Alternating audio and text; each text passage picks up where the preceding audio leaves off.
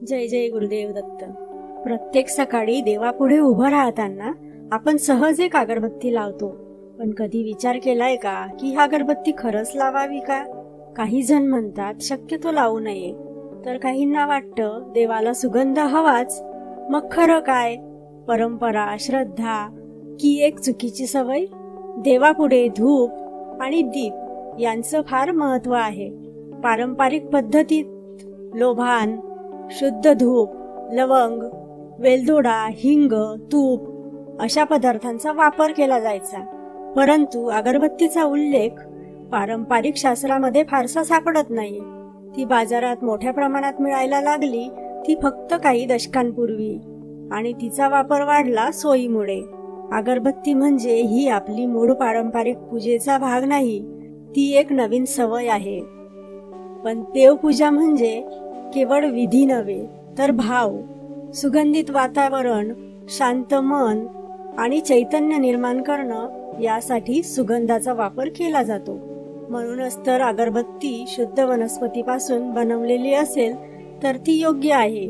पण बहुतेक अगरबत्त्या आजकाल केमिकल, सिंथेटिक गंध आणि काळ्या धुराने बनवल्या जातात, ज्यामुळे त्यातून निगेटिव्ह एनर्जी निर्माण होण्याची शक्यता असते।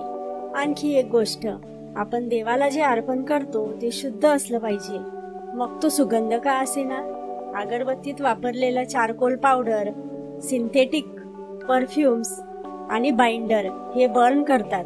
कार्बन मोनॉक्साईड लहान मुलं, वृद्ध किंवा अस्थमा असणाऱ्यांना हे हानिकारक ठरू शकतं। बंद खोलीत अगरबत्ती लावल्यास एअर क्वालिटी खालावते। अनेक देशांनी घरात अगरबत्ती लावणं मर्यादित करावं असं सुचवलंय। यामुळेच म्हणतात पूजा करताना भावनेसोबत शारीरिक आरोग्याचाही विचार करायला हवा। जर आपल्याला सुगंध हवा असेल तर आजही भरपूर शुद्ध आणि नैसर्गिक पर्याय उपलब्ध आहेत। घरगुती बनवलेली धूप, लोभान, कापूर जो शुद्धतेसाठी ओळखला जातो, तुपात लावलेला दिवा जो दिव्याचं तेज निर्माण करतो, आणि हो, नैसर्गिक अगरबत्त्याही आज बाजारात मिळतात। त्यावर हर्बल किंवा 100% नॅचरल असा उल्लेख केलेला आहे का ते पहा। थोडा विचार आणि थोडी काळजी, यामुळे आपली श्रद्धा अधिक सात्विक बनेल। अगरबत्ती ही चूक नाही, पण तिचा वापर योग्य प्रकारे, योग्य मनोभावाने आणि योग्य पर्यायाने करणे महत्वाचं आहे।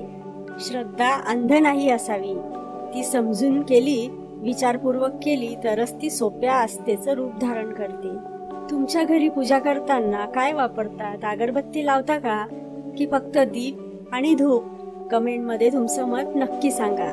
आणि अशाच पारंपरिक प्रश्नांना वैज्ञानिक आणि आध्यात्मिक उत्तरे देणाऱ्या व्हिडिओसाठी सोपी असताना सबस्क्राईब करा। जय जय गुरुदेव दत्त।